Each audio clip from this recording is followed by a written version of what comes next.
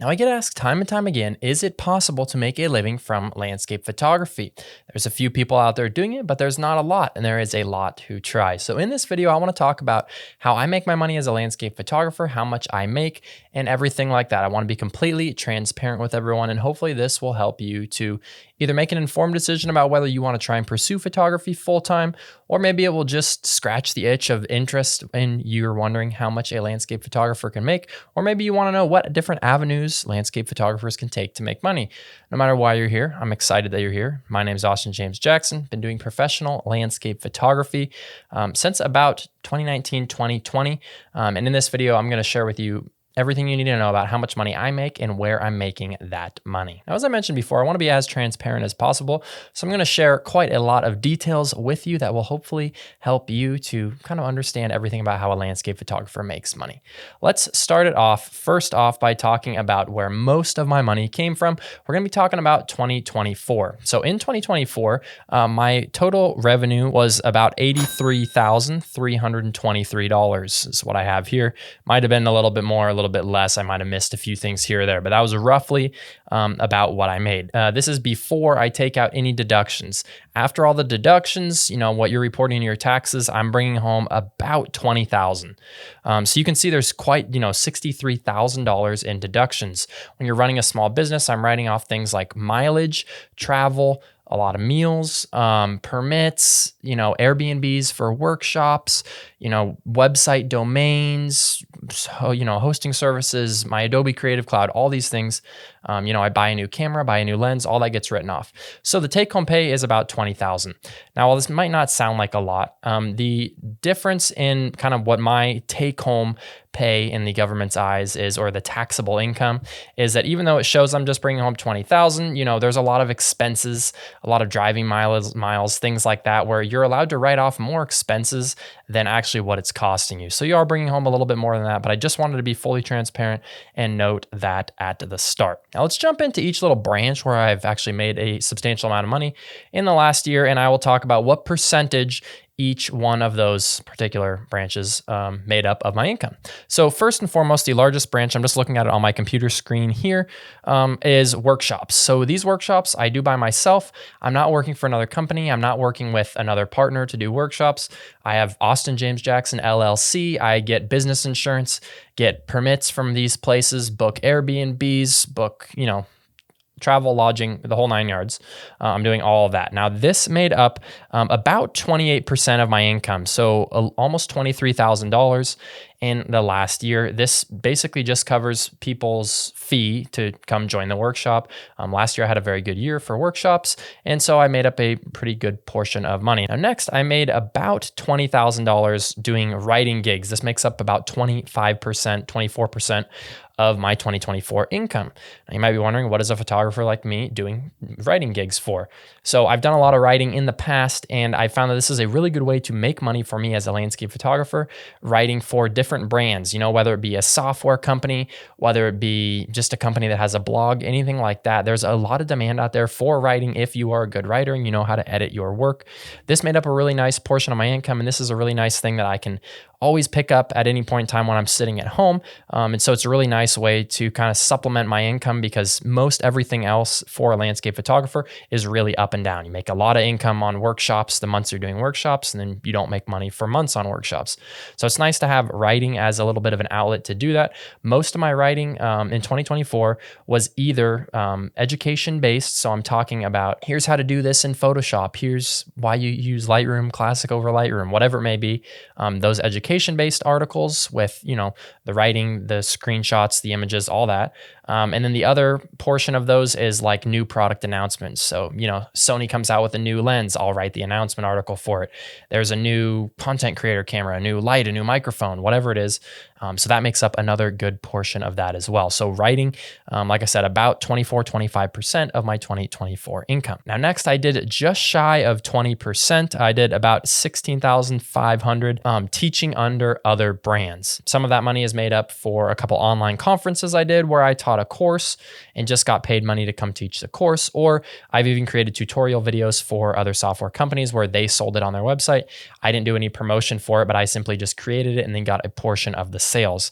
That makes up about 20% of my income from last year. And so that's a really nice way, to work with brands under them. And those brands have a lot more reach than any one individual person does generally. So it's nice when you can work with another brand and they can pay you to bring some reach to your stuff. I worked both on the basis of where I get a portion of the sales. That was one of the tutorial videos I did. And then on the online conferences, I know depending on how you do it, some people you get money for people that you referred, but I preferred not to do that. I just wanted to, I didn't want to advertise it. I just wanted to show up and get paid a flat rate for my course. And so that was a really nice way to do that as well. And next, I did just shy of 12 grand, which was about 14% of my income. And I did that in affiliate income or affiliate, marketing, whatever you want to call it. Now, most of this affiliate money is when you click a link on the YouTube video, on an Instagram story, anything like that. I know this is like everyone's least favorite way to see how someone's making money because you feel like I'm selling someone else's product to you. But what I would have to say to anyone who doesn't like affiliate marketing, there's a lot of photographers out there doing affiliate marketing for different companies. Truly, you can get an affiliate link for just about any product you want, and none of them pay better than the others. So I'm going to show you the best product that I think is well worth buying.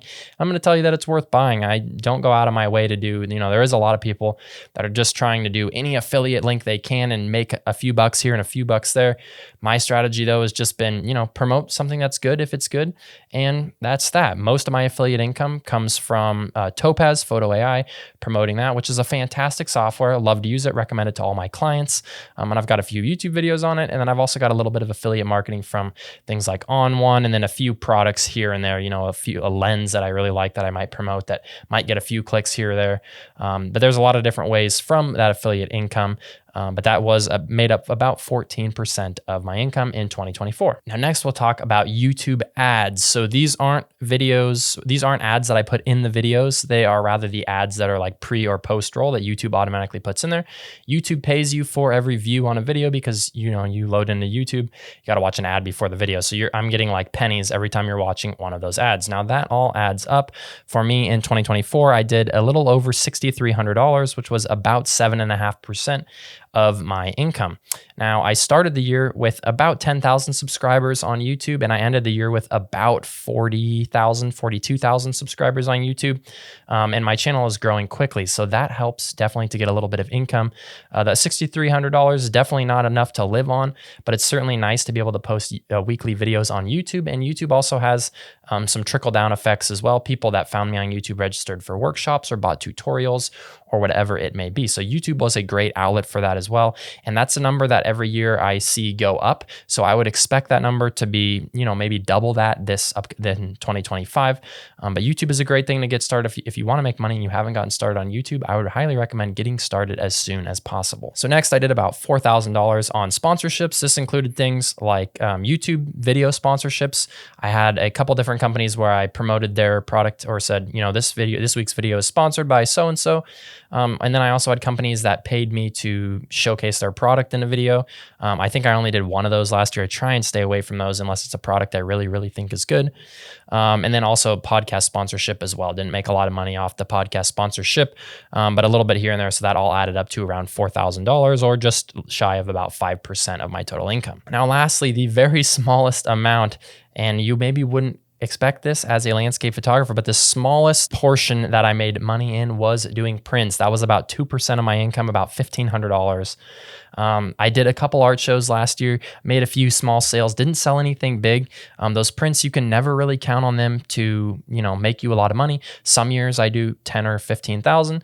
Other years I do nothing. So this past year I only did $1,500 in prints. That kind of came as a surprise to me, but I was totally prepared because I have all these other revenue streams other than just selling prints. But that is something to note. I've talked about it before in podcasts and other YouTube videos, is that, selling prints is not the best way to make money.